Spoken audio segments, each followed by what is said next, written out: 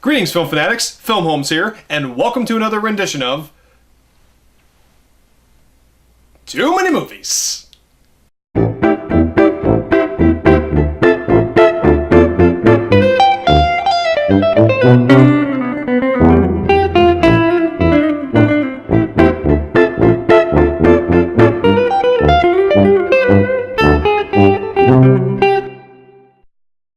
Okay, so the Halloween season is coming to an end literally tonight. It's October 31st, and I've been reviewing John Carpenter movies all month, and I've reviewed a lot of other horror movies and some other ones, and I'm going to end, I'll go ahead and say it, with John Carpenter's Halloween and Halloween 2.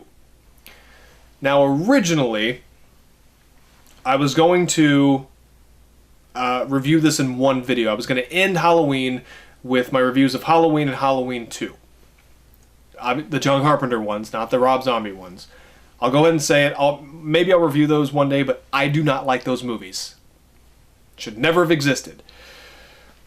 But there's one other John Carpenter movie that I really wanted to get to, that I've never seen before. John Carpenter's The Fog. And basically, I'm out of time.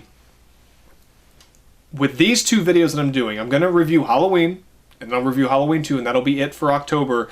But I was going to do them in one video, and then The Fog, it was going to be the video before this. Unfortunately, I haven't been able to watch the movie yet, and I am completely out of time. Some family stuff came up, some other stuff came up, and just didn't have time to watch it. I'm actually going to watch the movie with two friends of mine this coming Thursday, because none of us have seen it.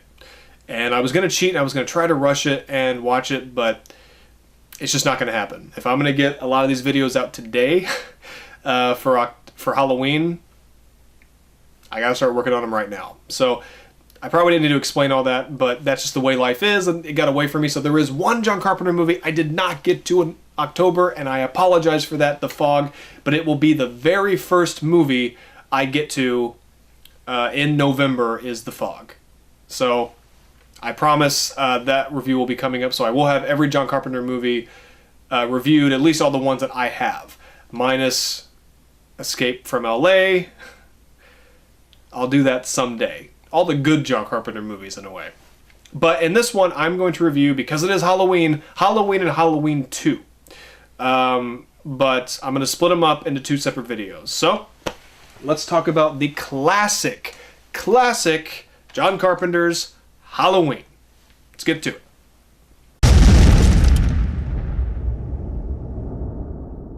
Now, I think like most people, I have to watch this every Halloween, or at least every Halloween season. If I unfortunately am not going to be home on Halloween, I can't watch it. But if I am, I will certainly have this on, or at least have it on in the background.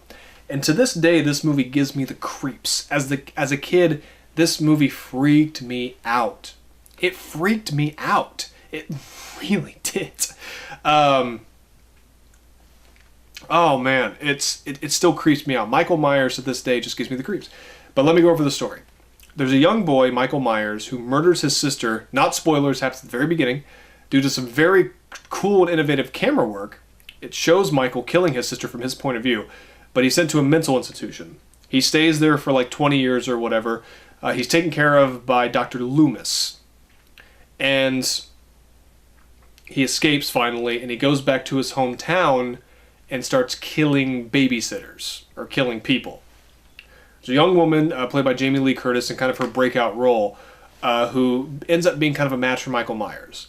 And it's based on Halloween night, where Michael Myers is killing people. He takes this creepy mask, and we never see his face, all that good stuff. You know, something you want in a movie like this. You don't want to see the murderer's face. You want it to be hidden. You want that creepy mask, that William Shatner mask they used. But the rest of the film is about that. You know, who Michael is going to kill, the suspense, the tension, all that good stuff. And this kind of started the slasher genre without being a slasher movie. This was before the 80s. This was the late 70s. 78 maybe? 79? I'm not sure. But it started that. And maybe that's a good thing, maybe it's a bad thing. But it also, it kind of perfected it, and no one ever did it as well. Or, okay, that's not true, but no one, to me, did it as well as Halloween. you know. But John Carpenter, this was really his breakout movie, too. You know, like I said, it was Jamie Lee Curtis's breakout role. This was John Carpenter's breakout movie because this movie was a huge, huge success. It was a brilliant idea to have, you know, a serial killer almost, sociopath, go around on Halloween, killing people on Halloween. Halloween's already creepy enough. So great, scare us some more on the scariest day of the year, John Carpenter. Thanks a lot. But what can I say about this movie that hasn't already been said? I mean, it starts off a little slow, introduces these characters. You know, Jamie Lee Curtis is a lot of fun, a very likable character. Her friends are not. They're annoying. Their dialogue is kind of shitty. But well, it's fine, you know. And that's from watching this movie again. I was like, a lot of the dialogue is a little bit crappy. Not very well written. It just didn't... I didn't like the characters. I didn't care if they got killed, you know. But the death scenes, they weren't overly gory. They were creative. And they were uncomfortable. But not in a way of like, oh, so much blood and gore. They were uncomfortable because they were very realistic. And you feel bad for Jamie Lee Curtis because all of her friends are dying. And, you know, but she ends up being some kind of match for Michael Myers. But the way it's shot, and the way it's edited, put together, and that wonderfully creepy music by John Carpenter. I love his music from his movies. Just, everything just matched up perfectly. Perfectly.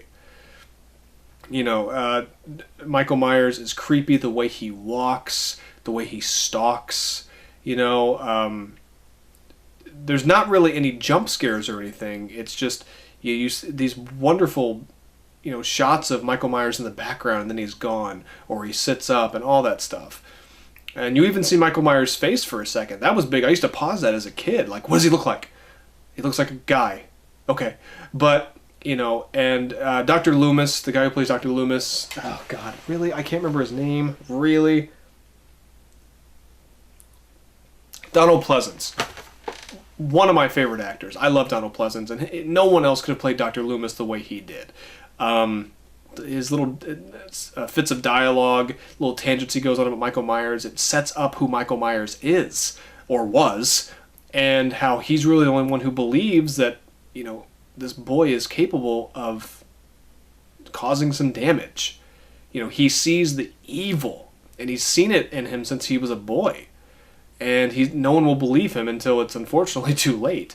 But he's the hero in the movie, the big hero, minus Jamie Lee Curtis. And the whole movie is him trying to find Michael Myers until he does in the end. And he knows he probably will have to put him down because he's a monster. And really, it's like they call him like the Shape, not even Michael Myers. Like, he's just the Shape. That's what he's called in the credits. Or the Boogeyman, that's what the kids call him. Even Jamie Lee Curtis says, like, that was the Boogeyman.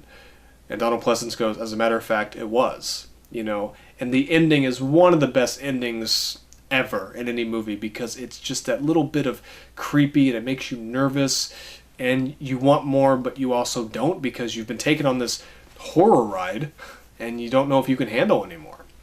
I mean, the beginning stuff is a little slow, but it's needed.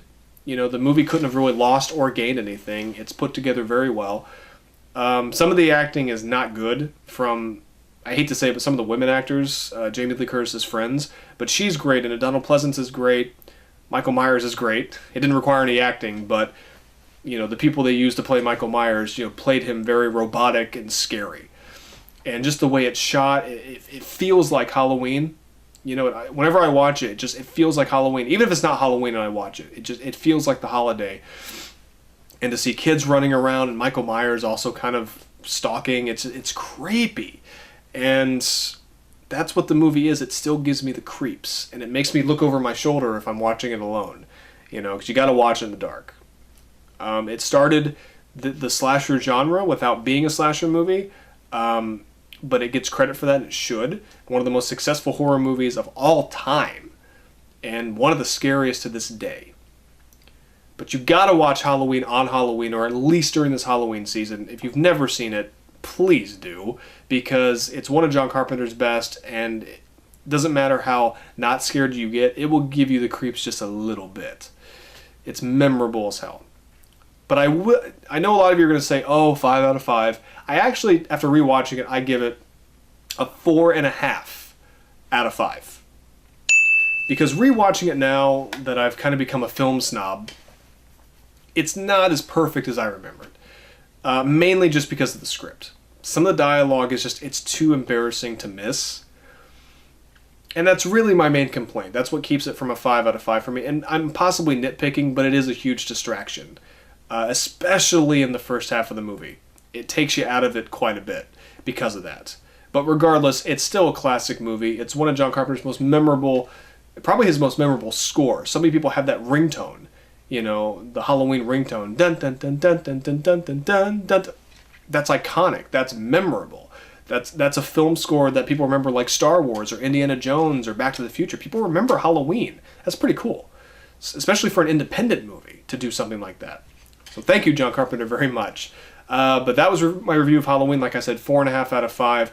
And I will end this month of October with a review of the sequel to Halloween, really the only true sequel to Halloween, because John Carpenter did co-write it, but he just didn't direct it. Is it as good as the original? No. But I do have a lot to say about it. So this was Too Many Movies. I'm Filmholmes. As you can see, I got more movies to watch, but I also have one more movie to review for this month, and I will see you in that video. Take care.